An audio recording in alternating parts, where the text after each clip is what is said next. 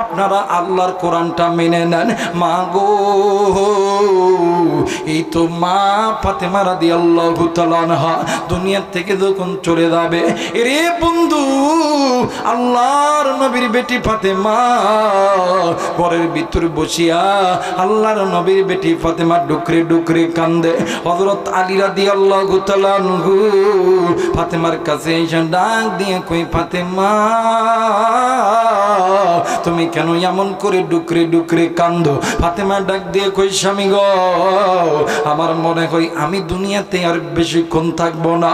ও স্বামী গো, আমি দুনিয়া থেকে চলে যাব, কিন্তু যাওয়ার আগে আমি আপনার কাছে একটা কয়টা জিনিস আবদার করবা দিবানে? ডাক দিয়ে কই, কি জিনিস আবদার করবা বলো না? ডাক দিয়ে কই, স্বামী গো, আমি যদি রাতের বেলা মারা যাই, ও স্বামী, আমি যদি রাতের বেলা মারা যাই, ও স্বামী, আপনার সবচাইতে কাছের মানুষকে দিয়ে আপনি আমার কবরটা খনন করবেন। স্বামী গো, দ্বিতীয় নাম্বার হইল আমার মৃত্যুর খবর আপনি কাউকে জানাইবেন না। তৃতীয় নাম্বার, আপনি আমারে নিজে হাতে আপনি আমারে কবরে নামাইবেন, নিজে আপনি আমারে কাপড়ের কাপড় পরাইবেন। এরা বন্ধু, হযরত আলী রাদিয়াল্লাহু তাআলা আনহু ডাক দিয়ে কই, ফাতেমা তুমি তো নবীর বেটি ফাতেমা, তুমি যদি মারা যাও কেন আমি মানুষদেরকে জানাইব না? ফাতেমা ডাক দিয়ে কই, স্বামী গো, আমি নবীর বেটি হওয়ার কারণে আমার মৃত্যুর খবর শুনলে হাজার হাজার মানুষ হয়ে যাবে। এই মানুষদের ভিতরে আপনি যদি আমার জানাজা করেন অনেক মানুষ দেখে ফেলবে ফাতেমা এমন বড় ছিল, ফাতেমা এমন মোটা ছিল, তাইলে তো আমার পর্দার খেলাপ হয়ে যাবে। না গো স্বামী না, আমি আল্লাহর দরবারি গুনাহ লইয়া যাইতে চাই না। ডাক দিয়ে কই, বিবি রে, অন্য কেউ তোমার লাশ দেবে কি না বলো না, আমি কেন দেব? ডাক দিয়ে কই, স্বামী, স্ত্রী স্বামীর জন্য পোশাক, স্বামী স্ত্রীর জন্য পোশাক। ও স্বামী, আল্লাহ তাআলা আমার জন্য আপনাকে হালাল করছে, আপনার জন্য আমারে হালাল করছে। ওগো স্বামী, আমার লাশ ধৌত করার সময় হয়তো বা আমার শরীরের কাপড় খুলে ফেলবে, ওই নারী ওই ব্যক্তি অন্য একজন মহিলাকে এই কথা বলতেও পারে, তাইলে তো আমার পর্দার খেলাপ হয়ে যাবে। এই জন্য আপনি নিজে আমার লাশটা ধৌত করবেন, নিজে কাপড়ের কাপড় দিবেন, আর নিজে আপনি কবরে নামাইবেন।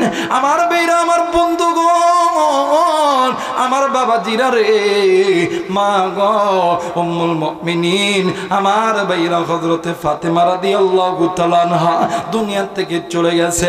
আল্লাহর নবীর জামাই হযরত আলী চলে গেছেন আবু যর গিফারির বাড়িতে। আবু যর গিফারিকে ডাক দিয়ে কয়, আবু যর গিফারি, নবীর বিটি ফাতেমা দুনিয়ার জমিনে নাই, জলদি করে চলো, কবর খনন করতে হবে, তুমি এই কথা কাউরে বলবা না। আবু যর গিফারি ডুকরে ডুকরে কান্দি আর কবর খনন করতেছে। ডাক দিয়ে কই, কবর তুমি জানো নি এই কবরের ভিতরে কাউরে রাখা হবে, তুমি জানো নি? কবর ডাক দিয়ে কই, আবু যর গিফারি বলো বলো, এই কবরের ভিতর কাকে রাখা হবে? আবু যর গিফারি ডাক দিয়ে কই, কবর আজকে তোমার মধ্যে এমন একজন মহিলাকে রাখা হবে যেই মহিলা গোটা উম্মতের মহিলাদের সরদারিনী।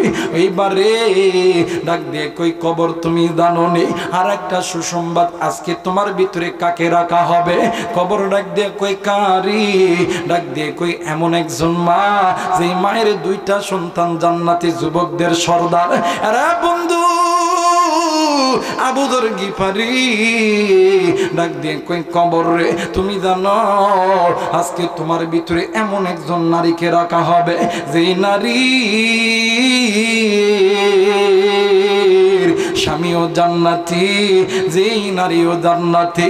শুধু তাই নয়, তাই নয়, ওই নারী হইতেছে আখিরি জামানার পয়গম্বর, নবীদের সরদার, ইমামুল মুরসালিন, খাতামুন নবিয়্যিন, রাহমাতুল লিল আলামিন, আল্লাহর নবীর কলিজার টুকরা কন্যা হযরত ফাতেমা কবর ডাক দিয়ে কইয়া বুজুর্গি পারি, আমি কবর ফাতেমা চিনি না, আমি কবর জান্নাতি মহিলার সরদারিনী চিনি না, আমি কবর জান্নাতি যুবকদের মা চিনি না, আমি কবর জান্নাতীর স্ত্রী চিনি না, আমি কবর নবীর বেটি চিনি না, আমি কবর চিনি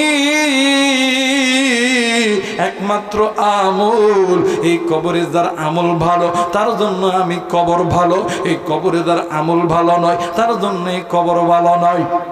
মুসলমান ভাইরা আমার, বন্ধুগণ, এই জায়গা থেকে তুমিও যাইতে পারো, এই জায়গা থেকে আমিও যাইতে পারি। বাদান রে জানি না কার জন্য জানি